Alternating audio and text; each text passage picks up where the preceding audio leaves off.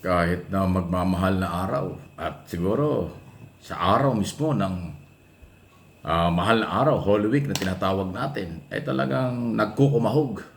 Kanya-kanyang gimmick, kanya-kanyang diskarte ang ating mga kandidato sa national and local position. Kasi nga po malapit na ang eleksyon. Okay? Pero ang atin lang palaala sa mga politiko, political party, yung mga lumang gimmick nyo, lumang pambobola, lumang style, hindi na po yan papatok lalo na sa mga kabataang botante. Kahit na ho doon sa mga dati ng mga botante, kasi sawan-sawa na sila sa mga propaganda, pananalita at kung anong pangako na hindi naman nagkakaroon ng katuparan. Ang kailangan ngayon ng mga botante ay yung nakilala nila dati pa kung sino ka. Pero kung ngayon ka lang makikilala, ngayon ka lang magpapakilala, malabo yung makuha mo at suportahan ka ng mga botanteng Pilipino. Kasi alam na ngayon ng mga botante kung ano ang nangyayari. Gamitan ng gamitan, pagka-eleksyon, pagkatapos ng eleksyon, wala nang pakialam yung ibang politiko, hindi na malapitan, hindi na nagkakaroon ng katuparan ng mga pangako before na kanilang sinabi sa nakaraang mga eleksyon. Kaya palaala lang, ang lumang gimmick, lumang style ng politiko at political party, wala nang epekto yan sa mga botante ngayon. Masyado hong malakas ang social media. Masyadong malakas ang mga balita at awareness ng mga tao sa magitan po ng mga global technology, global communication. Napakalakas po ng YouTube, Facebook, at kung ano pang communication na nagiging daan para kilalanin kung sino-sino kayo. Yan po yung aking pinagbabasihan na di katulad nung araw, walang masyadong social media. Hindi alam ng mga tao kung paano kayo kikilalanin.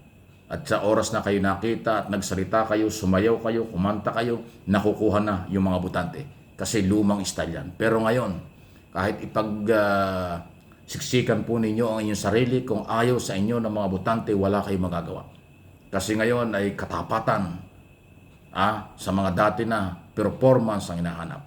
Sa mga bago naman, yung pagiging katapatan na hindi nang bobola, hindi nang bubudol, at kayang panindigan ang sinasabi. Alam kasi ng mga botante kung kaya mong gawin ang sinasabi mo o hindi. Yun po yung malungkot na ngayong sitwasyon. Noong araw, kahit na hindi kayang gawin na ipapangako, naniniwala ang botante. Ngayon, hindi na. Ang lahat ng pangako, mahirap pang hawakan. Ang lahat ng sinabi ng mga politiko at kandidato, hindi nagkakaroon ng katuparan. Okay? Puro gimmick lang. Kaya hindi uubra talaga yan.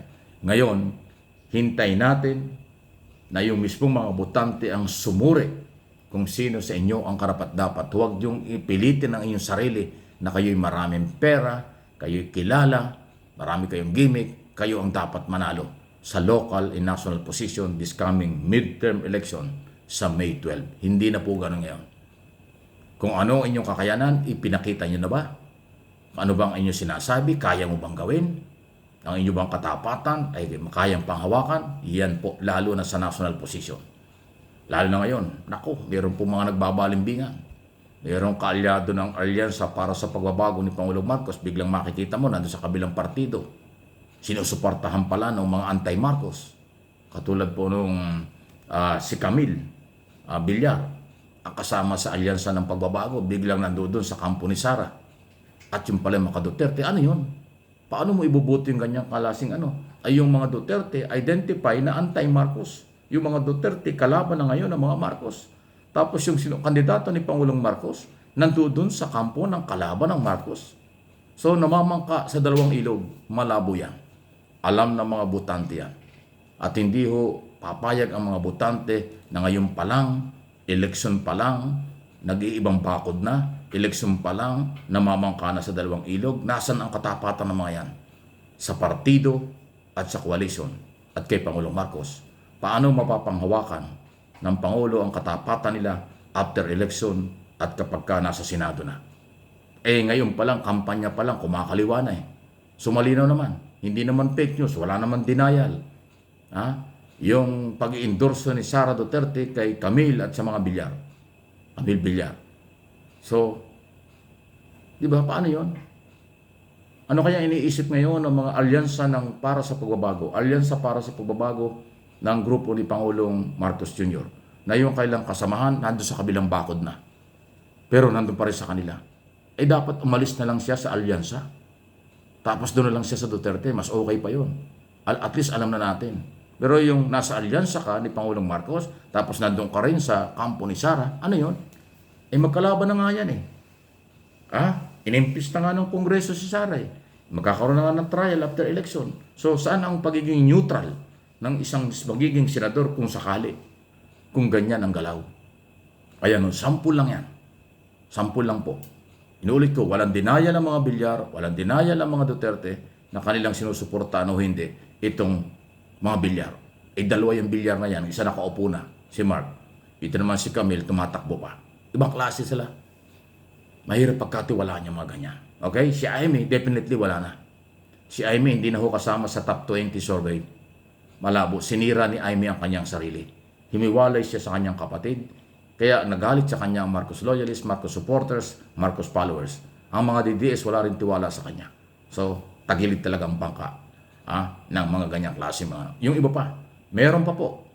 Meron pa rin po mga kandidato ang administrasyon na hindi natin pwedeng panghawakan. Kaya maging maingat po kayo. Maging marunong po kayo.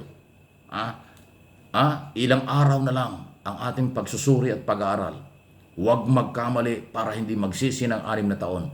Huwag magkamali para hindi po magtagumpay ang mga makasarili. Huwag magkamali para hindi po masira si Pangulong Marcos at ang administrasyon. 3 taon na lang ang natitira sa Marcos administration after election. This coming May. Okay? So, kailangan matapos yung 3 taong yan. Kailangan magawa ni Pangulong Marcos ang lahat kaugnay sa development ng ating bansa, kaunlaran ng bawat Pilipino.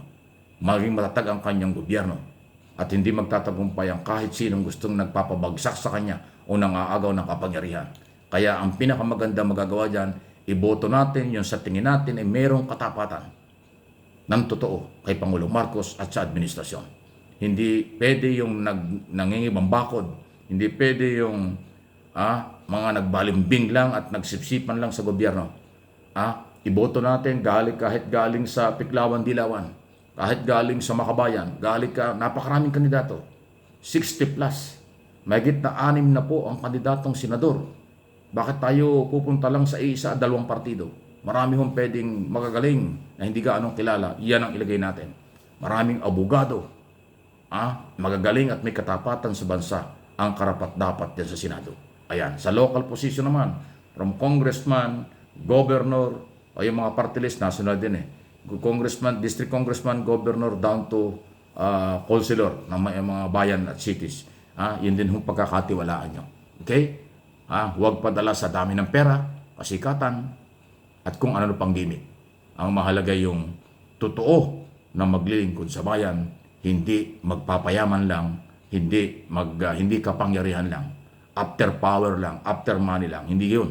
Ang kailangan po ay yung seryoso na haharapin ang problema ng bansa at kung ano ang solusyon. Dapat meron sila nun. Kung walang solusyon, walang agenda, walang plataforma, garbage na kandidato yan. Huwag niyong iboto yan. Please like and share ng video ito.